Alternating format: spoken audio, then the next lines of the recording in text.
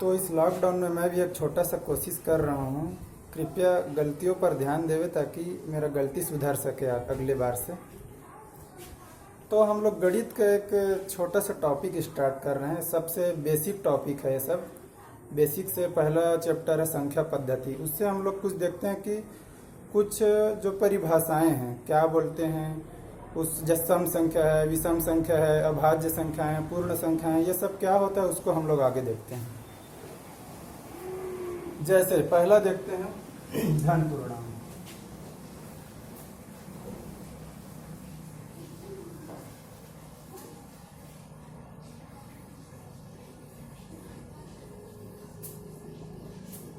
धन पूर्णांक को हम प्राकृत संख्या भी बोल सकते हैं। जैसे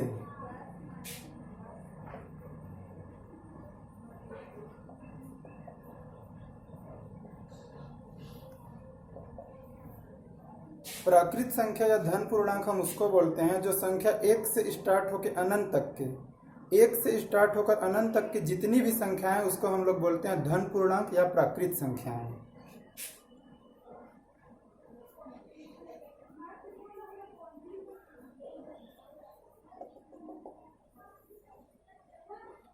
ठीक है, एक से लेकर अनंत तक की संख्याएं धन पूर्णांक या प्राकृत संख्याएं। दूसरा देखते हैं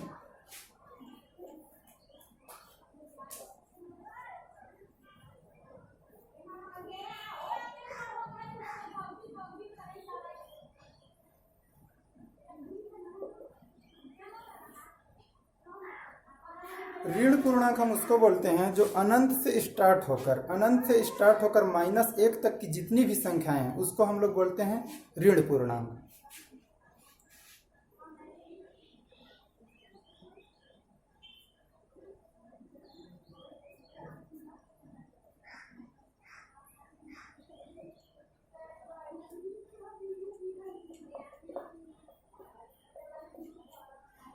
इस प्रकार धन पूर्णांक जिस प्रकार 1 से स्टार्ट होकर अनंत तक होता है, उसी प्रकार ऋण पूर्णांक होता है अनंत से स्टार्ट होकर 1 तक की -1 तक की जितनी भी संख्याएं हैं उसको हम लोग बोलते हैं ऋण पूर्णांक। तीसरा देखते हैं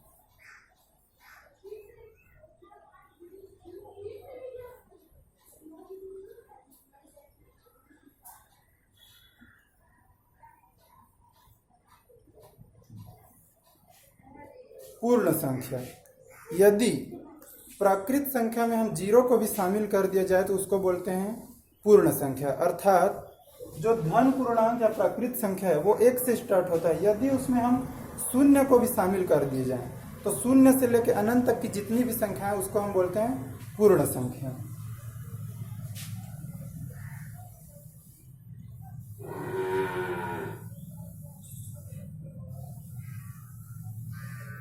इस प्रकार हम अभी 3 चीज देखे। पहला धन पूर्णांक, दूसरा ऋण पूर्णांक और तीसरा पूर्ण संख्या। धन पूर्णांक 1 से स्टार्ट होगा अनंत तक के, ऋण पूर्णांक अनंत से स्टार्ट होकर के -1 तक की संख्याएं ऋण पूर्णांक। तीसरा है पूर्ण संख्या, अर्थात 0 को भी यदि प्राकृत संख्या में शामिल कर दिया जाए तो उसको बोलते हैं हम लोग पूर्ण संख्या। आगे देखते हैं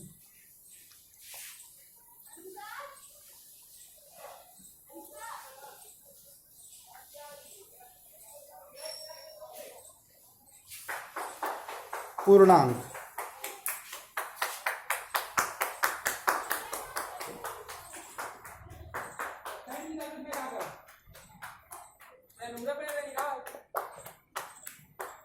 पूर्णांक कहने का मतलब है ऋण संख्याएं देखें और प्राकृत संख्याएं देखें और शून्य, ये तीनों को यदि मिला दिया जाए तो उसको बोलते हैं पूर्णांक।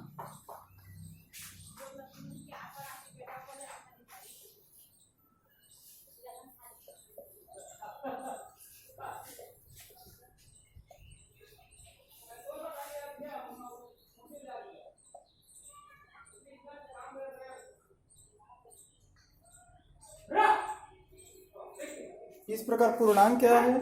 तो धन पूर्णांक इसी को हम प्राकृत संख्या कहते हैं, प्लस ऋण पूर्णांक और प्लस शून्य, यह तीनों को संयुक्त रूप से हम लोग बोलते हैं पूर्णांक। आगे देखते हैं।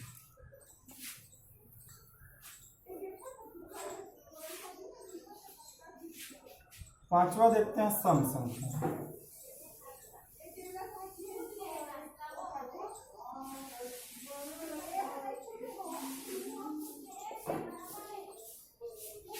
सम संख्या हम उसको बोलते हैं दो से विभाजित होने वाली जितनी भी संख्याएं हैं उसको हम लोग बोलते हैं सम संख्या।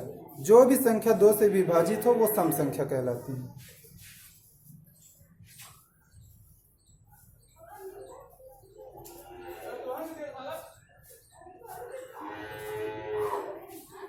छठवां देखते हैं विषम संख्या।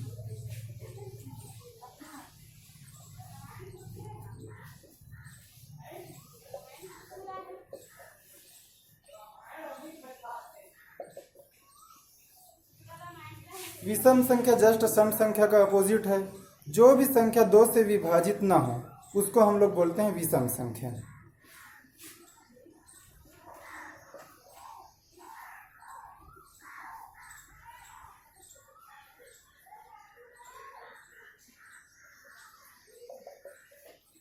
यह हो गया सम संख्या विषम संख्या। जो संख्या दो से विभाजित हो उसको सम संख्या, जो दो से विभाजित ना हो उसको विषम संख्या। आगे देखते हैं।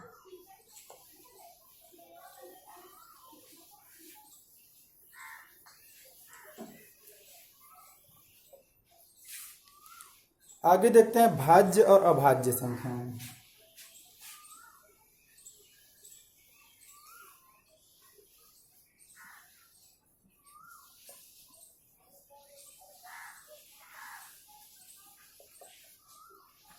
भाज्य संख्या हम उसको बोलते हैं जो स्वयं और एक के अतिरिक्त यदि और कोई संख्या से विभाजित हो। ध्यान दीजिएगा, खुद से और एक के अतिरिक्त यदि अन्य संख्या से विभाजित हो तो उसको हम भाज्य संख्या कहते हैं। जैसे 16 है। 16 जो है एक और 16 के अतिरिक्त 2 से 4 से 8 से भी विभाजित होती है। इसलिए हम लोग इसको क्या बोलेंगे, यह सम संख्या भी है और भाज्य संख्या भी है। ठीक है। अब देखते हैं अभाज्य संख्या। अभाज्य संख्या, अभाज्य संख्या हम उसको बोलते हैं जो स्वयं से और एक से ही विभाजित हो, उसके अलावा किसी से विभाजित ना हो, तो उसको हम बोलते हैं अभाज्य संख्या। जैसे 17 है। 17 जो है 1 और 17 के अतिरिक्त और किसी भी संख्या से विभाजित नहीं होती है, इसलिए हम लोग इसको क्या बोलेंगे, अभाज्य संख्या। एक चीज इसमें गौर करने वाली बात है, जो 2 है, 2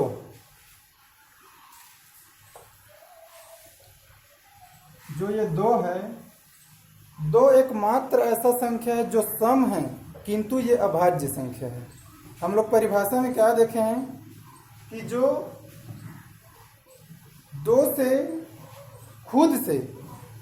खुद और एक के अलावा किसी और संख्या से विभाजित ना हो तो उसको अभाज्य संख्या कहते हैं। इसलिए 2 स्वयं, ये 2 से और 1 के अतिरिक्त और किसी भी संख्या से विभाजित नहीं होता, इसलिए 2 एकमात्र ऐसी संख्या है जो अभाज्य संख्या है। 2 सम संख्या भी है और अभाज्य संख्या भी है, इसको ध्यान रखना है।